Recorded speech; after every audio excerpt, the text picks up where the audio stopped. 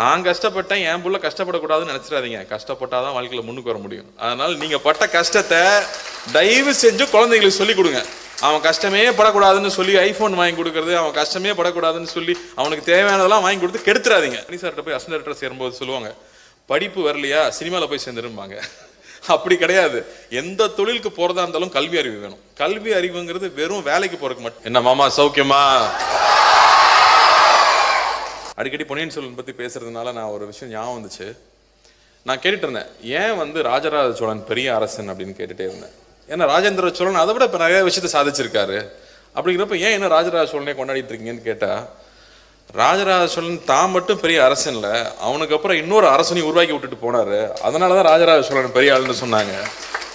அந்த வகையில் நம்ம சான்சலர் அவர்களுக்கு சங்கர் சார், சேகர் சார், செல்வம் சார் இருக்கிறது மட்டும் இல்லை, இன்னும் இவ்வளோ பேரை உருவாக்கி வச்சிருக்காரு இல்லையா? அதனால தான் அவர் இன்னும் மிகப்பெரிய ஆளுன்னு நான் நினைக்கிறேன். நம்ம வாழ்க்கையில் இருக்கிற ஒரே ஹோப் என்ன? படிப்பு மட்டும்தான். அவனுக்கு காசை கொடுத்தா செலவழிச்சிடும், அழிஞ்சு போயிடும். வேற ஏதாவது கொடுத்தா பிடிங்கிக்குவானுங்க. ஒரு தொழில் வச்சா கூட அதை மேனேஜ் பண்ண முடியுமான்னு தெரியாது. ஆனால் கல்விங்கிற ஒரு விஷயம் இருந்ததுன்னா என்றைக்குமே அதை நீங்கள் எவ்வளோ கொடுத்தாலும் குறையாது. நீங்கள் கொடுக்க அது ஜாஸ்தி ஆகிட்டே தான் போகும்.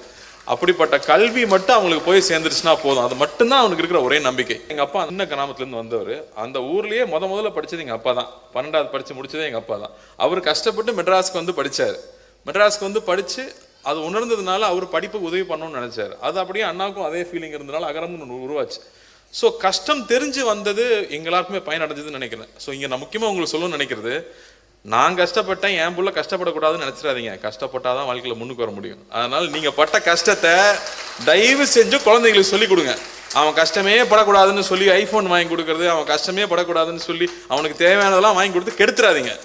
நீங்க என்ன கஷ்டப்பட்டீங்கன்னு தயவு செஞ்சு சொல்லுங்க. எங்க அப்பா எங்ககிட்ட ஒவ்வொரு நாளும் சொல்லியிருப்பாரு. அநேகமா விஸ்வநாதன் சாரும் சொல்லியிருப்பாரு, டே நான்லாம் 7 கிலோமீட்டர் நடந்து போய் படிச்சேன். அப்பா இந்த கதை எத்தனை தடவைப்பா சொல்லியிருப்பேன்னு இவங்களும் நினைச்சிருப்பாங்க. ஆனா அந்த கதை அன்னைக்கு போர் அடிக்கும். ஆனால் வளர்ந்து வந்ததுக்கு அப்புறமா நிறைய உணரும். நம்ம அடுத்தவங்களுக்கு செய்யணும், அடுத்தவங்களுக்கு கொடுக்கணுங்கிற எண்ணம் வர்றதே அந்த கஷ்டங்களை கேட்டு வரும்போது தான். தயவு செஞ்சு நீங்கள் பட்ட கஷ்டத்தை குழந்தைங்களுக்கு சொல்லி வளங்க. அது ரொம்ப ரொம்ப முக்கியம். அடுத்த ஜென்ரேஷனில் நான் பெரிய கேப்பாக பார்க்குறது அதுதான். கஷ்டத்தை சொல்கிறதே இல்லை. அவனுக்கு தெரியக்கூடாது, கஷ்டம் தெரியக்கூடாதுன்னு நினைக்கிறாங்க.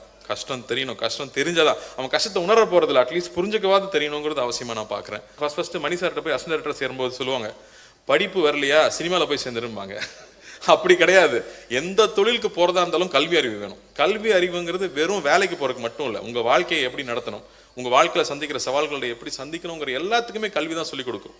அப்படிங்கும்போது கல்வி இங்க ரொம்ப ரொம்ப அவசியமா இருக்கு. அப்படி கல்வியில நீங்க அறிவு மட்டும் இல்லாமல் உங்களோட பொது அறிவை வளர்த்து வர்றது, மற்றவங்க கூட எப்படி பழகிறது, இப்படி எல்லா விஷயத்தையுமே சொல்லிக் கொடுக்கறதுக்கு இங்க விஷயங்கள் இருக்கு. இங்க இருக்கிற ஒவ்வொரு பெத்தவங்களை பார்க்கும்போது அவ்வளவு சந்தோஷமா இருக்கு. அவங்க அந்த அம்மா கடைசியில பேசும்போது நம்ம அழுகாம இருக்க முடியல.